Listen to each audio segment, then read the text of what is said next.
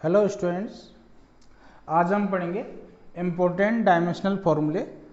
कुछ physical quantities है, उनके मोस्टली वो एग्जाम में आया करते हैं आपकी 11th क्लास में, तो उनमें से मैंने थोड़ा पहले लिखवा दिए जिससे अपना थोड़ा टाइम सेव हो जाए। पहला है ग्रेविटेशनल कांस्टेंट। ऐसे तो ये आपका जब चैप्टर 8 आएगा ग्रेविटेशनल वाला चैप्टर, उसमें हम पढ़ेंगे। ऐसे 9th में भी साइंस में आ चुका है आपके। तो पहले हम ग्रेविटेशनल कांस्टेंट का डायमेंशनल फॉर्मूला बता रहा हूँ। Gravitational constant F equals to G m1 m2 upon R square, इससे पहले आ चुका है। Force between two object having mass m1 m2 placed at a distance r, then g is gravitational constant, जिसको universal gravitational constant भी हम बोलते हैं। तो पहले g की वैल्यू निकालो इससे, तो क्रॉस मल्टीप्लाई करोगे आर स्क्वायर इधर चला जाएगा। g equals to F R square upon m1 m2। अब इसका हमें ग्रेविटेशनल कांस्टेंट का ही हमें निकालना है dimension formula. F force, yes याद करो, इससे पहले बताया था force F equals to M M mass A acceleration, तो मास का m एक्सलेशन का LT माइनस 2, तो ये हो गया आपका फोर्स। R डिस्टेंस, डिस्टेंस का square L2, m1 mass m और m दो बार, तो इसको एक बार में लिख देता हूं m2। Further solve it, m power 1 m power 2 ऊपर जाके कितना रहेगा m पावर माइनस 1, L कितना हो गया, yes 3 t minus 2। This is the dimensional formula for universal gravitational constant. ये इसका यूनिवर्सल ग्रेविटेशनल कांस्टेंट का डायमेंशनल फॉर्मूला आ गया। बेसिक आपको क्या रखना है, इनके फॉर्मूले याद रखने हैं।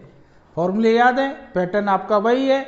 आपको पहले भी बताया था, आपको दो डायमेंशन फॉर्मूले लर्न कर लेने, वेलोसिटी LT-1, एक्सलेशन LT-2, बाकी सारे फॉर्मूले याद रखो, अपने आप निकलते हैं।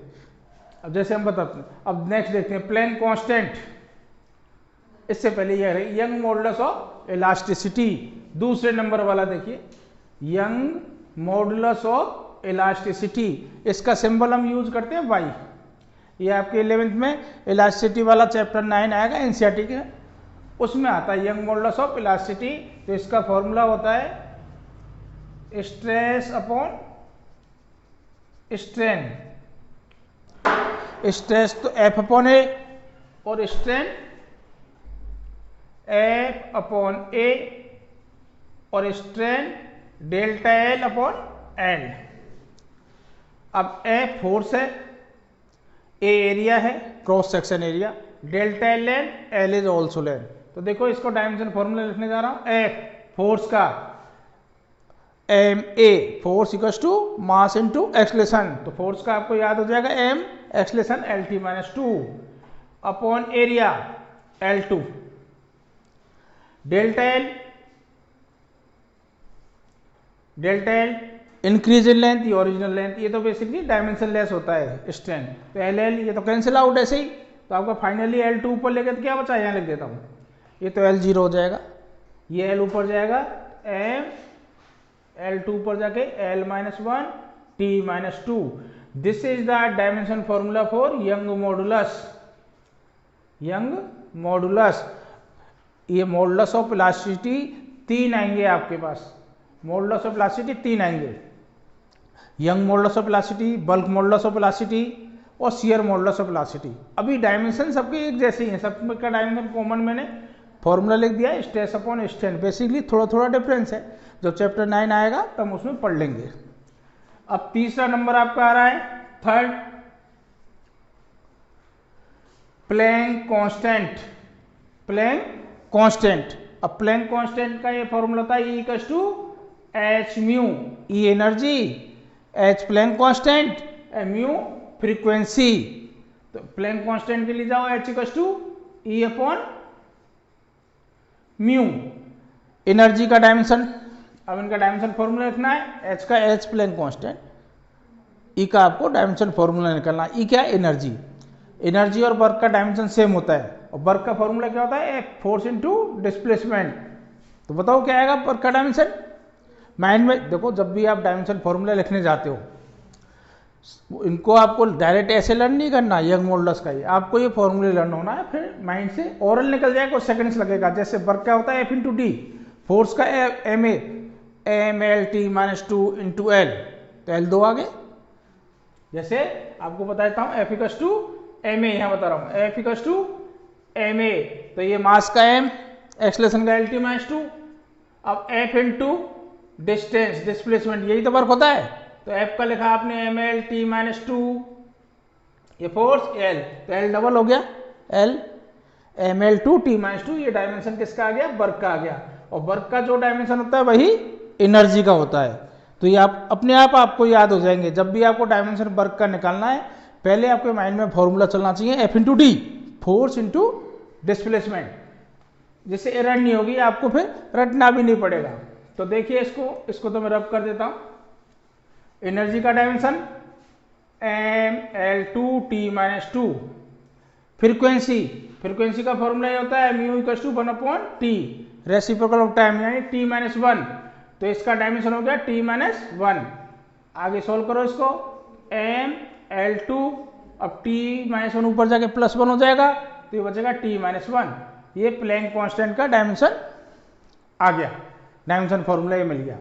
नेक्स्ट है आपका सरफेस टेंशन।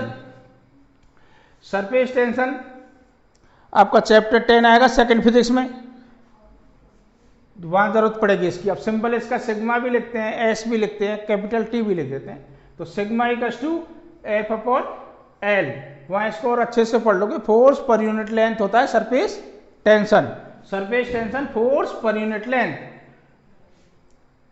तो देखिए सरफेस टेंशन का dimension formula, force M L T minus 2, force का तो याद हो गया आपको, एम ए मास और ये एक्सलेशन, लेंथ का एल, तो फाइनली क्या बचेगा M T minus 2। This is the dimension formula of surface tension. अब इसके बाद आता है बोल्ट्जमान कांस्टेंट, बोल्ट्जमान कांस्टेंट जो हीट से रिलेटेड है, ये रब कर रहा हूं, बोल्ट्जमान कांस्टेंट। अब बोल्ट्जमान कांस्टेंट का लिखता हूं, फिफ्थ, बोल्ट्जमान कांस्टेंट का सिंबल के, कोई बुक इसमें भी लगा देती है ना, सिंपली के ही लिखते हैं। तो इसका फॉर्मूला था हीट अपॉन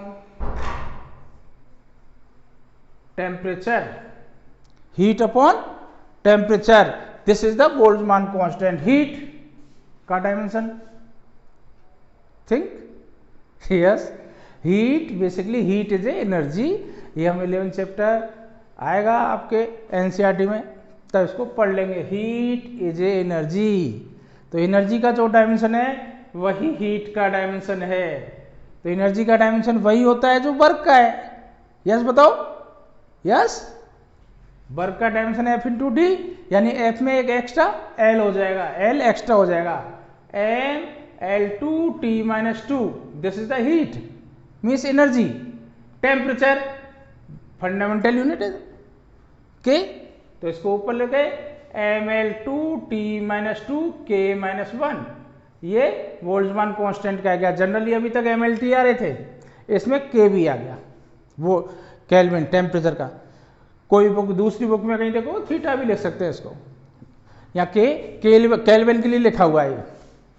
अब नेक्स्ट देखिए सिक्स्थ, कोफिशिएंट ऑफ विस्कोसिटी, ये भी आपके 11th के चैप्टर 10 में है। Coefficient of viscosity, liquid flow होता है, तो जो लिक्विड फ्लो होगा वहां इसको पढ़ोगे, तो इसका बेसिक फॉर्मूला पहले लिख देता हूं, F equals to eta A D B by D X. देखो इसका बेसिक राइट प्रोनाउंसिएशन तो होता है ईटा, ऐसे ई टी ए इसका, लेकिन जनरली इसको नीटा बोलते हैं, होता है ईटा ही है। तो F equals to eta A D B by D x,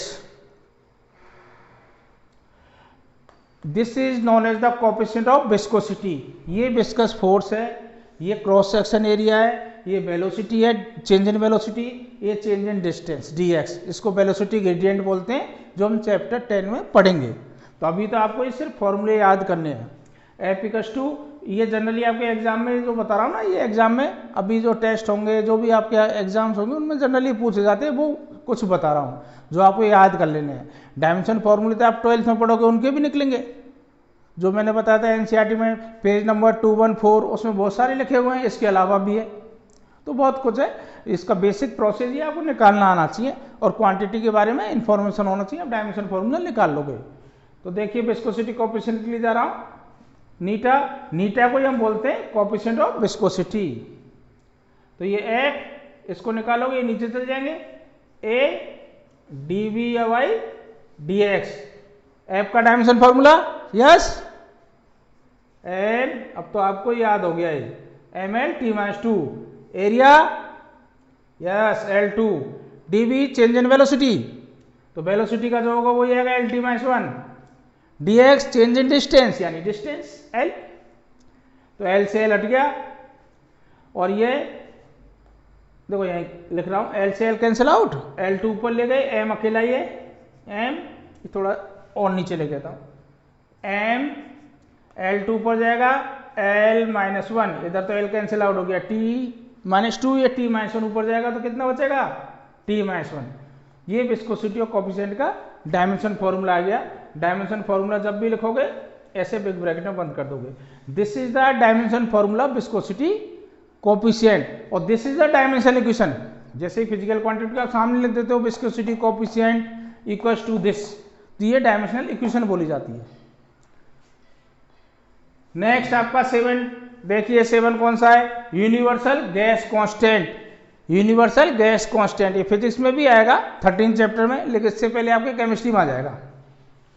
universal gas constant, gas की इक्वेशन आप पढ़ लोगे, P V equals to N R T, ये गैस कांस्टेंट है। पी यहाँ पर pressure, B volume, N number of moles, R gas constant, T temperature.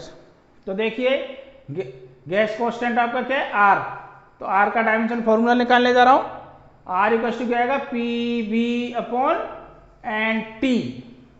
अब P pressure, pressure का formula yes F upon A, यहां साइड में लिख रहा हूं, देखिए P F upon A, F का डायमेंशन यस याद हो गया आपको, M L T minus 2, M A mass into acceleration, area L 2, तो पी का डायमेंशन क्या होगा, एल 2 पर ले जाओ, M L minus 1 T minus 2।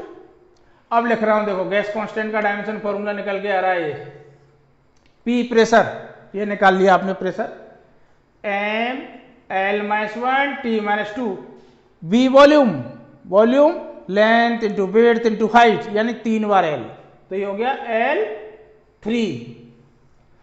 Number of moles, तो मोल्स तो फंडामेंटल क्वांटिटी है, तो इसको लिख दोगे मोल। टी टेम्परेचर, इसका लिख दोगे के।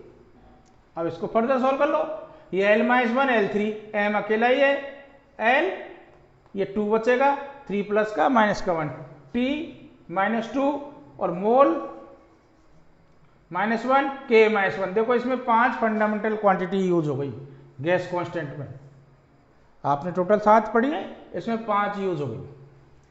तो ये आपका गैस कांस्टेंट का हो गया, यूनिवर्सल गैस कांस्टेंट का डायमेंशन फॉर्मूला। अब इससे थोड़ा इनको रब कर रहा हूं। नेक्स्ट उसमें है आपका स्पेसिफिक हीट, स्पेसिफिक हीट। अब स्पेसिफिक हीट का आपका ये फॉर्मूला होता है, मैं फॉर्मूला लिखा Q equals to M C delta T.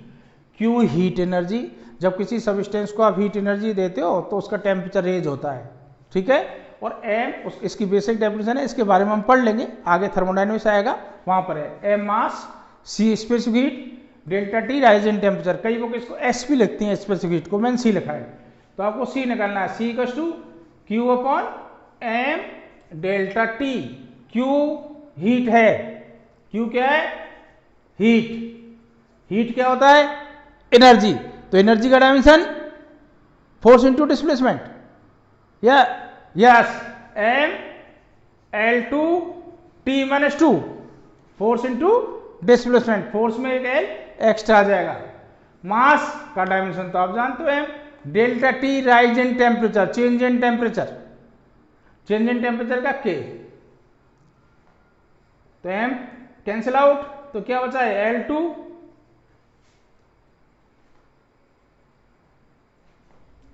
T-2 और ये K-1, ये स्पेसिफिक का, ये आपका स्पेसिफिक का डायमेंशन आ गया L2 T-2 K-1।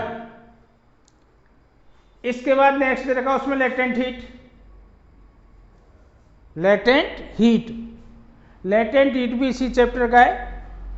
Latent heat basically hidden heat होती है। जैसे आपको एक थोड़ा सा एग्जांपल बताता हूं, तो किसी जैसे वाटर का आपने देखा, वाटर का बॉइलिंग पॉइंट कितना होता है 100, तो बर्फ के लिए आपने बर्फ का 0 डिग्री सेंटीग्रेड पे टेम्परेचर जब हीट करोगे तो 0 डिग्री सेंटीग्रेड मेल्ट होने लग जाती है। तो उसका उस समय अगर उसमें थर्मामीटर डाल के रखते हो बर्फ में, ऐसे आइस में, ये आइस वर्दी, और इसको हीट कर रहे हो, ये थर्मामीटर है, तो इसका टेम्परेचर 0 से इंक्रीज नहीं होता जब तक पूरी बर्फ मेल्ट नहीं हो जाती। उसके बाद जैसे ही कंप्लीट मेल्ट हो जाती पानी बन जाता है, फिर इसको हीट देते रहते हैं तो इसका टेम्परेचर 100 पे जाके फिक्स हो जाएगा। फिर आप हीट दोगे लेकिन 100 के बाद टेम्परेचर नहीं बढ़ेगा। तो हीट दे रहे, जो हीट दे रहे हैं वो टेम्परेचर तो राइज नहीं कर रही, फिर क्या हो रहा है, वो लेटेंट हीट है। वो इसको क्या कर रही है, स्टेट चेंज करने के काम आने वाली हीट, जो स्टेट चेंज कर रही है वो लेटेंट हीट होती है। तो ये क्या कर रही है, स्टेट चेंज करने के काम आती है, यानी वो लिक्विड से वेपर बना रही है, वो स्पेसिफिक हीट है, वो लेटेंट हीट है। तो लेटेंट हीट का सिंबल लिखते हैं L। अब लेटेंट हीट ऑफ वेपोराइजेशन वो अलग अलग बढ़ा, आप तो सिंपली दोनों का डायमेंशन एक ही है। तो ये latent heat of vaporisation, latent heat of fusion, वो 2 पढ़ेंगे हम वहाँ पर। अभी मैं सिंपली एक फॉर्मूला बता रहा हूँ। लेटेंट हीट का सिंबल हम यूज करेंगे L, ये L लेंथ के लिए ध्यान रखना। यहाँ लेटेंट हीट का सिंबल जो यूज कर रहे हैं वो L है।